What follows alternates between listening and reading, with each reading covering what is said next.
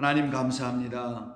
오늘도 저희들에게 허락해 주신 주님과 함께 동행하게 되는 이 하루가 저희들에게는 복된 날이요, 저희들에게는 감사할 수밖에 없는 날로 우리 주님께서 다 일구어 인도하시며 도우시며 역사하실 줄로 믿습니다.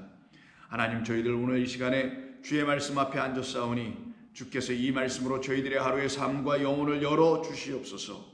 예수님의 이름으로 기도드립니다. 아멘. 자, 하나님 말씀 나눕니다. 오늘은 누가복음 1장 67절 이하 73절까지의 말씀입니다. 누가복음 1장 67절 이하 73절까지입니다. 우리 함께 찾으셨으면 우리 말씀을 같이 읽겠습니다. 그 붙인 사가랴가 성령의 충만함을 받아 예언하여 이르되 찬송하리로다. 주 이스라엘의 하나님이여 그 백성을 돌보사 속량하시며 우리를 위하여 구원의 뿔을 그 종 다윗의 집에 일으키셨으니 이것은 주께서 예로부터 거룩한 선지자의 입으로 말씀하신 바와 같이 우리 원수에게서와 우리를 미워하는 모든 자의 손에서 구원하시는 일이라.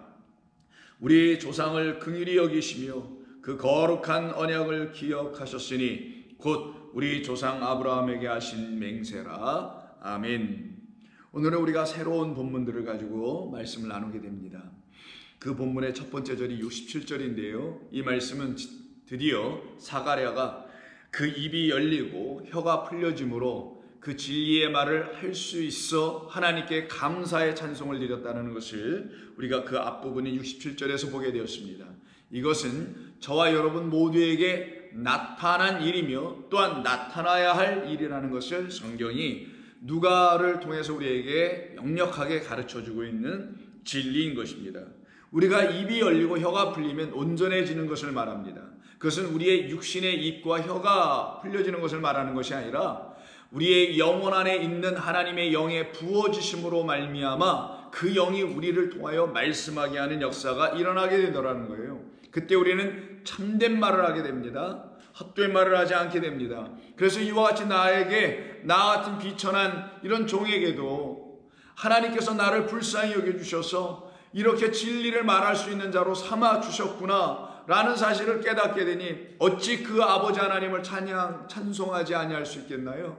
그 하나님 참으로 복의 근원이며 복되시다는 사실을 알 수 있는 것 아닐까요? 그래서 사가랴가 이렇게 하나님을 찬송했다고 하는 거예요. 입이 풀려서 찬송한 게 아니라 그가 지난 9달 10달 동안 입이 닫혀서 얼마나 답답했겠어요. 그런 차원에서 나의 입을 열어주신 하나님께 감사합니다라는 그런 찬송이 아니라 우리는 그런 찬송하는 사람들이 아니라 우리가 진정한 하나님을 찬송해야 할 이유가 있다면 우리 안에 부어주신 새 노래가 있기 때문에 찬송하는 것 아닙니까? 그 새 노래라는 것은 바로 14만 4천이라는 하나님의 백성들이 하나님의 영으로 말미암아 거듭나 하나님을 온전히 깨달아 알게 됐을 때 나 같은 비천한 종에게도 하나님께서 성령을 부어주셔서 하나님의 말씀을 들고 하나님의 뜻을 선포하는 말 그대로 예언하는 사람이 되게 하셨사오니 이게 얼마나 감사한 일인가 라고 하여 하나님을 찬송할 수 있는 사람이 되었다는 걸 말합니다. 그래서 67절에 곧바로 성경을 기록한 이 말씀을 기록한 누가는 곧바로 말하기를 그 사가랴는 바로 이와 같은 사람이 되었다라고 선포해 주는 것이 성령의 충만함을 받은 사가랴라고 이야기하는 겁니다.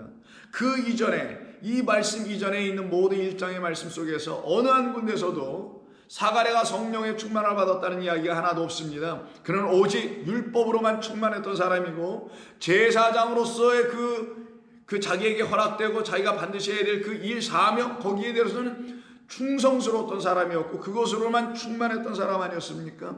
그런데 이 본문 앞에서의 이야기 속에서 우리가 살펴보았듯이 성령으로 충만한 사람 딱 두 사람밖에 없었어요. 엘리사벳 그의 아내와 그리고 마리아 이 두 여인만 성령으로 충만했었던 사람들이었죠. 그들과 이제는 그 길을 같이 할 수 있는 사람이 된 것이 바로 사가랴였던 것입니다. 성도 여러분, 여러분들 중에서 혹시 이 말씀을 듣는 성도들 가운데서 내가 아직 하나님의 영 가운데서 하나님의 말씀으로 말미암아 충만한 가운데 있지 못하다고 생각하시는 분들이 혹여 있다면 여러분들도 이제 곧 그 마리아와 사가랴와 같은 성령의 충만을 받고 있는 사람들의 그 무리 안으로 여러분들은 함께 동행하며 가시게 될 것을 믿으시길 바랍니다. 왜냐하면 하나님께서 여러분들을 그렇게 지어내시려고 지금도 여러분들이 그 말씀을 그와 같은 차원에서 사모하며 듣고 계신 것 아니겠어요? 그러니 그 결국 끝은 불보듯 훤한 것 아니겠습니까? 사가랴에게도 결국은 하나님께서 은혜를 주셔서 성령의 충만함을 입고 드디어 예언한다고 하나요? 이 예언한다는 건 요엘서를 통해서 이미 말씀하신 것처럼 내가 내 남종과 여종에게 내 영을 부어줄 것이다. 그래서 그 영이 부어진 사건이 오순절 마가의 다락방에서 120명의 성도들이 함께 주님의 약속의 말씀, 맹세의 말씀을 붙들고 기다리라 해서 이 성을 떠나지 말라 해서 기다렸더니만 그들에게 하나님의 영이 임하시는 놀라운 사건이 일어나죠. 그 사건에서 체험했던 모든 제자들과 사도들과 그리고 120명의 사람들이 이구동성으로 알 것 없이 한마디로 다 말하길 우리는 주의 크신 일을 드디어 알게 되었다. 어떻게 알게 되었다? 성령을 통하여 알게 되었다. 그 성령 하나님의 영이 우리 가운데 임하게 되니 우리가 비로소 눈을 떠 우리 안에서 하나님이 하시는 크신 일을 예언할 수 있는 종들이 되었다. 그래서 너희 늙은이와 젊은이 알 것 없이 결국은 다 예언하는 자들이죠.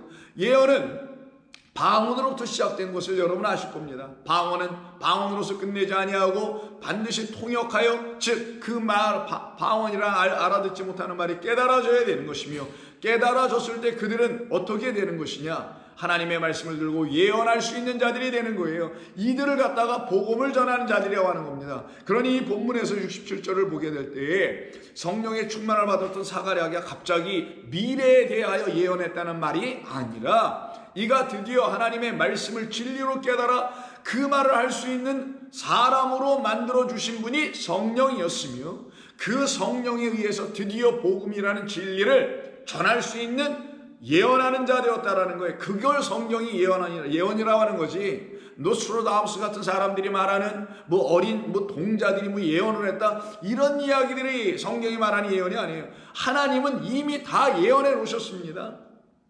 하나님은 처음과 끝이요 알파와 오메가 되신 하나님께서 처음부터 끝까지 모든 것을 다 예언해 놓으신 것 아니겠어요? 그래서 성경 자체가 예언이란 말이에요. 성경 자체가 무엇을 예언하는 것이냐? 하나님의 시작과 하나님의 끝, 하나님의 뜻이 무엇인지를 이미 다 우리에게 예언해 놨다라는 것을 깨달으면 그것이 그들에겐 진리요 복음이요 은혜와 생명이 된단 말이에요. 그 은혜와 생명이 된 말을 세상에 이야기해 주는 걸 예언한다고 하는 것이지, 우리는 잘 모르는데 앞에 어떤 일이 일어날 거지?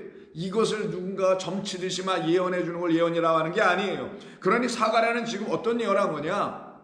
하나님의 말씀을 들고 그 말씀의 뜻을 드디어 깨달아 알게 된 사람으로 그거를 선포할 수 있는 능력을 갖게 되었다. 성령이 너희에게 계시면 능력, 권능, 그것을 우리가 취하게 되는 것과 마찬가지 역사가 이 사가랴에게도 일어나게 됐다는 것을 알게 됩니다. 그래서 똑같이 64절에서도 찬송하리라 했던 그가 68절에서도 동일하게 찬송하리로다 율로게옵니다. 말 그대로 하나님께서 새로운 말씀을 내게 부어주셨다는 문자적 의미를 갖고 있는 것이죠. 여러분, 하나님께서 우리에게 좋은 말씀 그리고 말씀이라는 로게오를 우리에게 부어줬다는 사실, 우리가 알아들을 수 있고 우리가 깨닫게 되고 우리가 하나님의 말씀으로 드디어 영으로 충만해질 수 있는 그런 깨달음을 주는 말씀으로 이가 채워졌으니, 그런 좋은 말씀을 율로게오로 받았으니 어찌 하나님을 찬송하지 아니할 수 있을까요? 여러분들의 삶에서 지금 그리스도인으로 살아가는 과정에서 여러분들이 하나님을 진정 찬송하고 예배하고 찬양하게 될 때가 언제인지를 한번 살펴보세요. 하나님께서 여러분과 같은 하나님의 백성들을 하나님께서 사랑하셨기에 하나님의 뜻을 여러분에게 알려주시는 순간순간마다 여러분들 가운데 기쁨이 샘솟지 않습니까? 거룩함이라는 것이 여러분에게 생기지 않습니까? 능력이 생기지 않습니까? 하나님께서 나에게 이 미천하지만 하나님께서 이와 같은 삶을 허락해 주신 이 육신의 인생의 삶이 헛된 것이 아니라는 것도 알게 되지 않습니까? 그런데 그것을 알지 못하고 인생을 살면 그 인생이 어떻게 되나? 나 같은 미천한 인생에게조차도 하나님을 알게 하는 이와 같은 진리의 말씀을 부어주신 그 하나님을 내게 너무나 감사한 하나님이시라는 사실을 알게 될 때 여러분이 입이 터져 진리를 이야기할 뿐만 아니라 그 여호와 하나님을 찬송하며 예배할 수 있는 사람들이 되는 겁니다. 그래서 율로게오가 여기서 다시 등장하며 찬송하리로다 주 이스라엘의 하나님이여 라고 64절에서 했던 말이 다시 이제는 사가랴의 입을 통하여 튀어나오게 되는 것이죠. 찬송하리로다 주 이스라엘의 하나님이요, 왜 그 백성을 돌보셨기 때문에, 어떻게 속량해 주심으로 돌보주셨기 때문에. 그러니 여러분, 하나님께서 여러분들의 삶을 돌보실 겁니다. 하나님께서 여러분의 삶을 지켜주실 겁니다 라고 할 때 그 지켜줘야 되고 돌봐줘야 될 그 삶이라는 것은 이 땅에서의 육적인 삶의 수준에서 멈춰진 그런 하나님의 도움을 기대해서는 안 되는 거란 말이에요. 우리의 삶은 인생이 아니고, 우리의 삶은 그리스도 예수를 만난 이후로, 그분이 우리에게 찾아오신 이후로 우리는 영생을 사는 사람들이지 않습니까? 영생은 영생의 말씀이 있는 자들이 누리는 삶을 영생이라고 하는 거예요. 인생은 하나님의 말씀을, 영원한 생명의 말씀으로 아직 만나지 못한 사람들이 누리는 삶을 인생이라고 하는 것뿐인 거고요. 그러나 그 인생을 살다가, 즉 하나님의 말씀을 만나지 못하다가 하나님의 말씀을 진리로 만나게 된 이후에 우리에게 생명을 주는 영생의 말씀을 듣게 되니 그들의 삶이 영생이 되는 거란 말이에요. 바로 그와 같은 역사가 일어나게 되는 것을 백성을 돌보아 준다라고 말하는 거예요. 이 돌보아 준다라는 말의 본래적 의미는 어떤 의미를 갖고 있냐면 방문하다라는 거예요. 방문, 찾아가 보다라는 거예요. 여러분, 어떤 사람이 어려움이 있으면 그 사람 찾아가 보죠. 전화 한 통화 할 수 있죠. 문자 보내줄 수 있죠. 안부를 물을 수 있죠. 이게 뭡니까?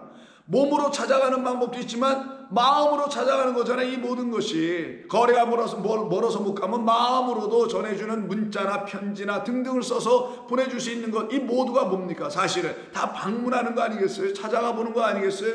뭘 찾아가 보는 거예요? 그 사람이 어떻게 지내나? 문제는 해결됐나? 어려운 가운데는 있지 않나? 이렇게 살펴보는 것은 찾아가 봄이라는 과정 속에서 일어나더라는 거예요. 몸으로 실제적으로 찾아가는 것도 있지만 마음으로 찾아가는 것이 있습니다. 바로 그와 같이 돌보아주셨다는 것은 하나님께서 그 사가랴에게 지금 찾아와 주셨다라는 말입니다. 여러분들에게도 하나님께서는 찾아와 주셨음을 여러분은 아십니까? 찾아와 주셨기 때문에 돌봄의 역사가 일어나기 시작하는 거예요. 하나님의 방문이 있었기 때문에 돌봄의 역사가 시작되게 됐던 겁니다. 하나님의 돌봄은 하나님의 은혜의 이야기의 시작인 거예요. 그러니 이 사가랴에게 방문해 주셨던 이 하나님은 사실은 그 앞부분의 이야기 속에서 천사 가브리엘, 말 그대로 전능의 하나님이라는 이름의 뜻을 갖고 있는 가브리엘 천사를 하나님께서 보내셨다는 건 그 천사의 이름으로 하나님께서, 맞죠? 방문하셨다라는 거예요. 누구에게? 엘리사벳에게도, 그리고 이 사가랴에게도, 그리고 마리아에게도 전부 다 방문해 주셨다라는 거예요. 찾아오셨다는 거예요. 왜요?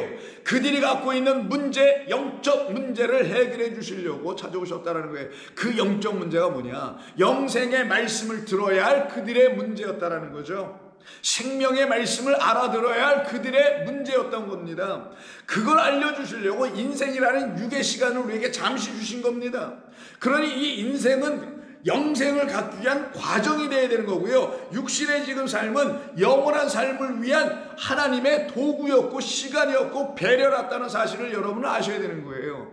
그때 비로소 여러분은 내가 무엇으로 돌봄을 받아야 하지? 하나님은 나에게 어떤 것을 채워주시고 어떤 문제를 해결해 주시려고 그러시는 것이지, 어떤 나의 문제를 돌봐주시려고 하는 것이지 라는 걸 분명히 합니다. 여러분, 그걸 분명히 알고 그 문제가 딱 해결된 사람은 육적인 문제가 저절로 해결되게 돼 있어요. 왜? 그것은 하나님이 알아서 해주시는 거였구나. 이미 내가 태어나기 이전서부터도 작정해 놓으신 그 뜻대로 나의 인생은 가는 것뿐이구나. 운명론적인 이야기가 아닙니다. 정해진 이야기, 소위 디터미니즘이라고 하는데, 결정론적인 이야기를 하는 게 아니라, 운명론적인 이야기를 하는 게 아니라, 이것 아니면 저거다라는 이야기가 하는 게 아니라, 하나님의 섭리가 나라는 육신에게 임하여, 나라는 육신이 드디어 하나님의 영의 말씀을 깨달아 알 수 있는 그 영의 부어짐을 가진 육신이 되어 하나님의 생명의 말씀을 알아듣기 시작할 때에, 그때 그들은 자기에게 지금까지 하나님의 인도하심의 이 육신의 삶이, 이래서 하나님이 지금까지 그 수많은 우여곡절과 역경과 고난과 아픔과 시련과 쓰라림이 있었음에도 불구하고 나의 인생이 저 깊은 심연으로 빠져들어가는 좌초되는 일을 하나님이 결단코 허락하지 아니하셨구나가 육신의 삶을 또한 돌봐주셨던 것이며, 그 돌보심을 하셨던 하나님의 뜻은 결국은 영적인 나의 영원한 삶을 향한 하나님의 뜻과 그 일을 이루시기 위함이었구나는 걸 철저히 깨달아 알아듣게 되는 거예요. 그때 그들은 돌봄을 받습니다. 그때 그들은 하나님의 은혜 안으로 들어가게 되는 거예요. 그들이 드디어 하나님의 은혜로 말미암아 모든 것이 하나로 완성되어가는 삶을 체험하게 되는 겁니다. 그래서 그의 백성이니까 자기를 포함하여 자기와 같은 그 백성들을 하나님께서 방문하여 돌보아 주셨다. 근데 이때 돌보아 주신 그 내용을 이 사가랴는 뭐라고 표현하냐? 속량을 하시며 우리를 위하여 구원의 뿔을 그 종 다윗의 집에 일으키신 것이 나를 돌보시며 우리 백성을 돌보시며 우리 인류를 돌보심이었구나 라고 고백하게 된 거예요. 찬송하게 된 거예요. 선포하게 된 거예요. 예언하게 된 거예요. 진리의 복음을 세상 가운데 알려주게 된 겁니다. 그러면 여기서 갑자기 이 사가랴가 난데없이 근거도 없이 이유도 없이 그 백성을 돌보시고 어떤 방식으로 속량하시는 방식으로 그 속량의 구체적인 방식을 하나님께서 이미 당신의 뜻 가운데서 다 계획해 놓으신 구원의 뿔을 그 종 다윗의 집에서 이미 일으키시려고 하는 그 구원의 섭리와 작전과 계획, 그것을 통하여 우리를 돌보셨구나, 돌보셨습니다 라고 고백합니다. 그러면 여기서 구원의 뿔이니 속량이니 하는 이 모든 말은 이 사가랴가 제사장이었기 때문에 이런 용어와 이런 말을 하고 있음을 우리는 놓쳐서는 안 됩니다. 그가 1장에 보면 제사를 드린다고 되어 있잖아요. 제사장으로서 1장 5절 먼저 보세요. 이미 전에 본 겁니다만 유대왕 헤롯 때에 아비야 반열에 제사장 한 사람이 있었으니 그 이름은 사가랴라. 6절 이 두 사람이 하나님 앞에 의인이니 주의 모든 계명과 규례대로 흠이 없이 행하더라. 8절 마침 사가랴가 그 반열의 차례대로 하나님 앞에서 제사장 직무를 행할세 제사장의 전례를 따라 제비를 뽑아 주의 성전에 들어가서 분향하고 등등등등 하나님께서 제사장들에게 맡겨놓으신 그 일을 이 사가랴도 하더라. 그럼 사가랴는 분명히 제사장이었어요. 제사장은 제사를 어떻게 드리는지에 대한 그 모든 세부 항목들을 몸으로 마음으로 다 체득하고 있는 상태의 사람이니 이 제사장 사가랴는 그 제사를 드리는 것을 통하여 진리를 깨닫게 될 수밖에 없는 사람이라는 걸 성경이 미리 말씀해 놓은 것이겠죠. 그럼 그가 지금까지 언제까지? 요한이 나기 이전까지 그가 드렸던 모든 제사는 지금 68절에서 찬송하리로다 그 백성을 돌봐서 속량하시며 우리에게 구원의 뿔을 다윗의 집에서 일으키신 그 하나님으로 제사를 그 하나님께 제사를 드린 게 아니라 그냥 율법이 가르쳐주는 내용으로 그 자기가 알지도 못한 어떤 하나님께 그냥 무작정 그 전례대와 전통과 의무와 직무에 따라서 열심히 제사만 드렸던 그 예전의 사가랴의 삶, 제사장으로서의 사가랴의 삶이 이제 딱 끝이 났다라는 거예요. 왜? 지금까지 그에게 그 수많은 제사를 드리는 과정에서 드디어 성령으로 이가 충만하게 되니 왜 하나님께서 우리에게 제사를 드리게 하셨는지 그 이유를 비로소 이 사가랴는 깨달아 알게 됐다는 걸 말합니다. 그러면 사가랴가 깨달아 알게 됐다는 그 제사장으로서 드렸던 그 제사가 무엇이었는지를 그가 알았기 때문에 거기에 걸맞는 말을 속량이라는 말과 구원의 뿔이라는 말을 통하여 지금 이가 선포하는 거예요. 그러니 그는 제사장이 했던 제사를 드린 그 제사의 방식과 제사의 모든 직무 안에는 드디어 그의 눈이 열려 그 안에 있는 진리를 이가 보게 되었다라는 뜻입니다. 그 진리의 뜻을 제사 안에 담아놓으신 하나님의 진리의 뜻을 알기 전에는 그냥 헛된 제사와 헛된 예배와 헛된 영광을 하나님께 돌리는 것이었으나 그 제사를 주신 하나님의 뜻이 무엇인지를 깨달아 안 이후에는 그가 그 안에 담겨있는 아버지 하나님의 뜻과 진리를 분명히 알게 되는 거예요. 그것을 알게 될 때 제사는 드디어 그에게서, 즉 사가랴를 위한, 그 사가를 위해서 하나님께서 사가를 구원하기 위해서 제사장으로 세우시고 제사를 드리게 하셨던 그 모든 제사는 드디어 이 사가랴에게서 뜻으로 다 풀려지게 됩니다. 의미로 다 그에게 들어오게 됩니다. 말 그대로 진리로 알게 됩니다. 제사의 본래의 뜻, 참된 뜻, 진리의 뜻을 알게 됩니다. 그때 이 제사는 그에게서 떠나가게 되는 거예요. 풀려 떠나가게 되는 겁니다. 이 제사장 사가랴는 그 제사의 직무에서 자유케 되는 거예요. 왜? 제사를 주신 뜻은 이것 때문에 주셨다는 것을 깨닫기 전까지는 계속 그 일을 하는 것이나, 깨닫고 나면 그 일을 더 이상 할 필요가 없음을 알게 되는 거예요. 그래서 그가 하는 게 속량하셨고 구원의 뿔을 그의 종 다윗의 집에서 일으켰음을 딱 봤을 때, 그럼 누구를 말하는 거겠어요? 다윗의 집에서 일어나게 되실 분, 그리스도 예수를 말하는 거란 말이에요. 그리스도 예수라는 메시아를 우리에게 보내시기로 하신 그 분이 바로 이런 제사 안에 다 담아 놓으신 것이구나라는 것을 비로소, 그러나 늦지 않은 뒤늦게 그는 깨달아 알게 된 겁니다. 여러분, 저와 여러분들도 그래야 되는 거예요. 우리도 하나님께서 왜 우리에게 이와 같은 예배라는 것을 주셨는지, 예배를 허락하게 하신 이 교회라는 공동체는 또 왜 주신 것인지, 또 교회에 들어와 보니 목사도 있고 뭐 장로님들도 계시고 등등 성도들도 있고 하는 이 모든 것을 또 왜 주신 것인지, 이 모든 것, 이것이 무엇을 의미하는지를 하나님의 말씀인 성경을 통하여 여러분들이 깨달아 알게 되어야만이 그때 비로소 여러분에게도 이 사가랴와 마찬가지로 하나님께서 왜 제사를 주셨는지와 예배를 주셨는지를 드디어 깨달아 진리 안에 거하여 성령으로 충만하게 예언하는 사람이 되는 것처럼, 여러분들도 왜 우리에게 하나님께서는 너 위에 반석 위에 내 교회를 세우겠다고 와서 세워주신 이 교회를 통하여 어떻게, 그리고 왜 하나님께서는 나에게 이 진리를 가르쳐 주려고 하셨는지를 다 알아갈 수 있게 되는 겁니다. 그때 비로소 우리는 교회라는 이 건물 안에 속해 있으나 이런 교회에 속한 자들이 아니요, 보이지 않는 영원한 아버지 안에 거하는 자들로 세워지게 되는 거예요. 기독교라는 것을 근거로 하여 우리가 시작은 했으나 기독교에서 나와버린, 그러나 하나님이라는 영원한 참된 진리 안에 거하는 그런 사람들이 되는 거예요. 그러니 우리는 교회를 통하여, 성경을 통하여, 그리스도 예수를 통하여, 결국은 하나님의 영을 통하여 우리는 하나님의 백성으로 거듭나게 되어 있는 것입니다. 그들에게는 하나님이 행하신 모든 일이 진리로 보여지게 됩니다. 왜? 말씀드린 대로 하나님께서 그들에게 찾아오셔서 그들의 영혼을 돌봐주셨기 때문이잖아요. 어떻게 돌보셨냐고요? 그들의 모든 삶의 일거수일투족을 돌보아 주셨고요. 그리고 그 모든 삶의 일거수일투족의 모든 일들, 여러분의 일들을 다 돌봐주셨던 이유는 여러분들로 하여금 이 세상에 의해서 여러분들이 이 세상으로 말미암아 실족하지 않게 해주시려고 한 거예요.